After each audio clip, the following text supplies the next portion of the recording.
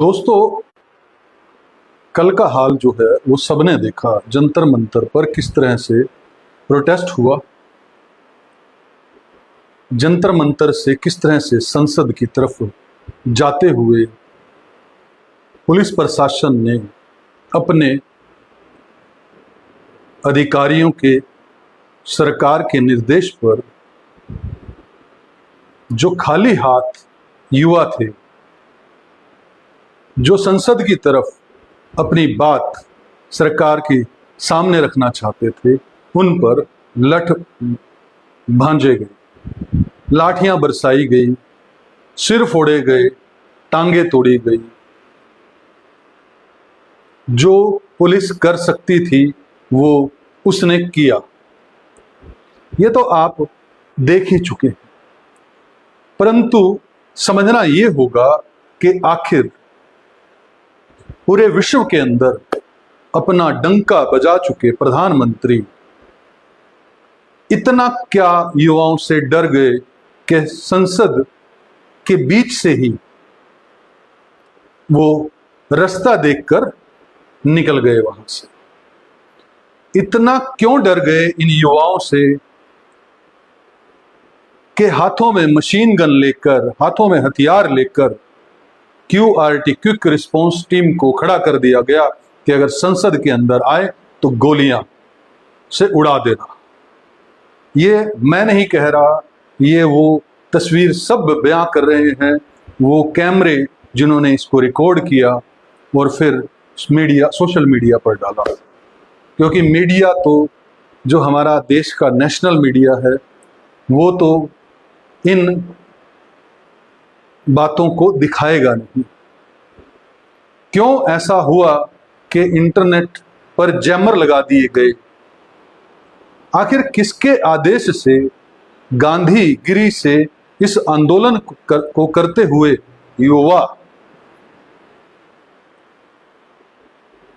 जो पढ़ रहे हैं, जो सरकार से जवाबदेही मांग रहे हैं, जो ये कह रहे हैं कि पिछले 12 सालों में 100 से अधिक पेपर लीक हो चुके हैं, अब तो बस करो, सेंचुरी हो चुकी है। इस जवाब को जब वो मांगते हैं, इस जवाब पर जब वो संसद के तरफ मार्च करते हैं तो उनके सिर फोड़े जाते हैं, उन पर लाठियां बरसाई जाती हैं, उनको गालियां दी जाती हैं, महिलाओं के कपड़े फाड़े जाते हैं, लोगों को घसीट घसीट कर वहां से ले जाया जाता है। क्या सरकार की ड्यूटी जो है वो सिर्फ ऐश करने की है?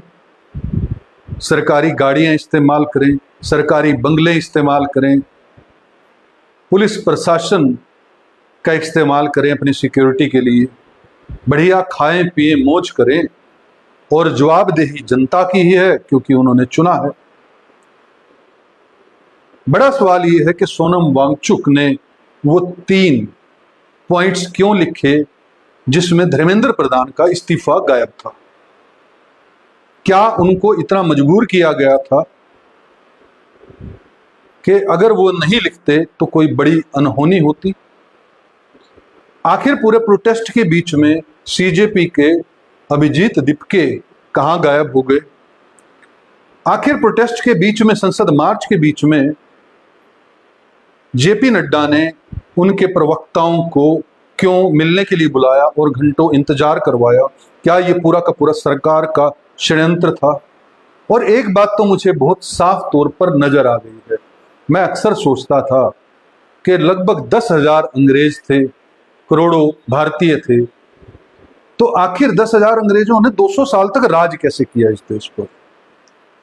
मुझे अब समझ आ गया, जब अपना ही देशवासी एक वर्दी डालकर सरकार की गुलामी करने लगता है।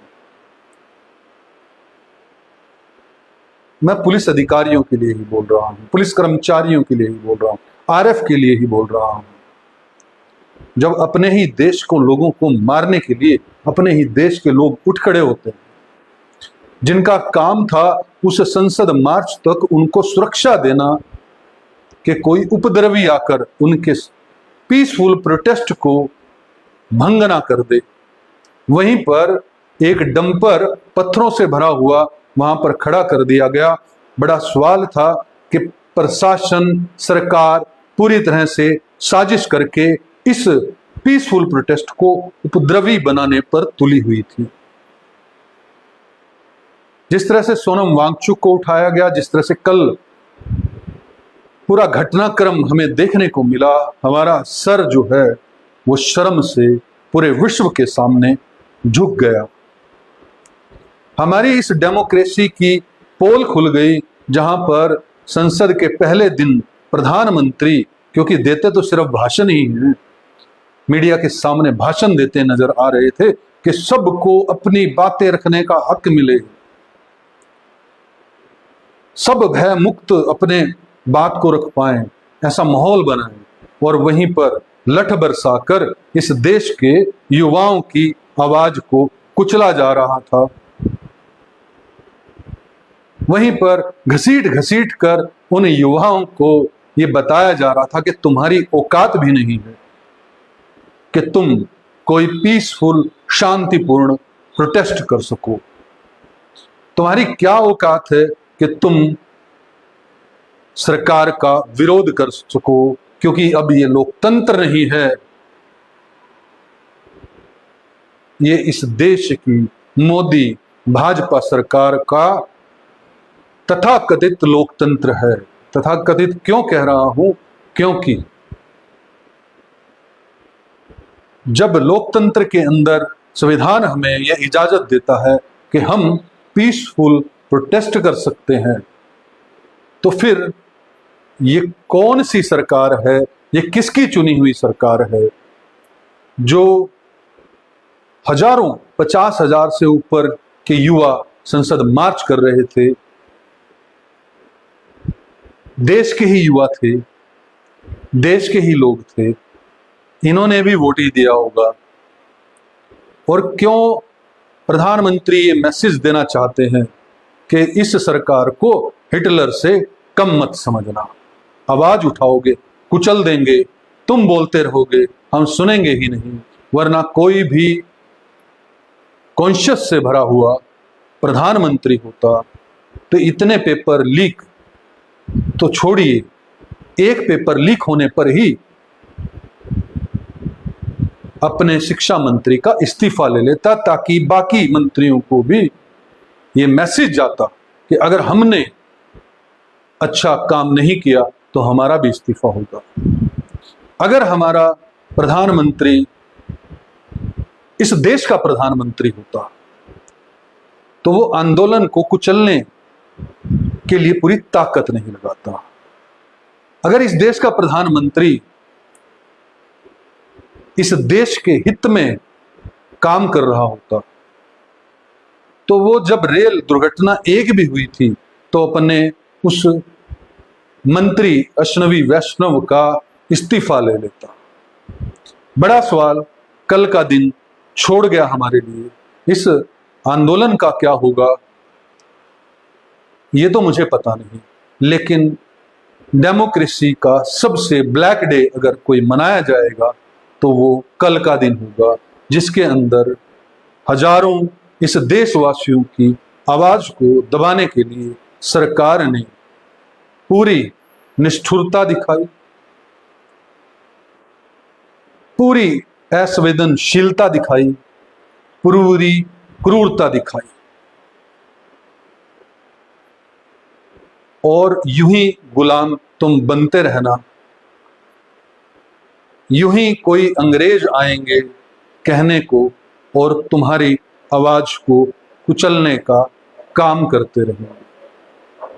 मैं ये वीडियो बना रहा हूं तो शायद इस न्यूज और मीडिया के प्रोफेशन से हटकर इस देशवासी के रूप में हो सकता है कि भाजपा के लोगों की नजरों में, नेताओं की नजरों में, सरकार की नजरों में मैं भी देशद्रोही हो जाऊं, क्योंकि मैं भी इस देश के संविधान के अनुसार इस सरकार को चलने के लिए कह रहा हूं।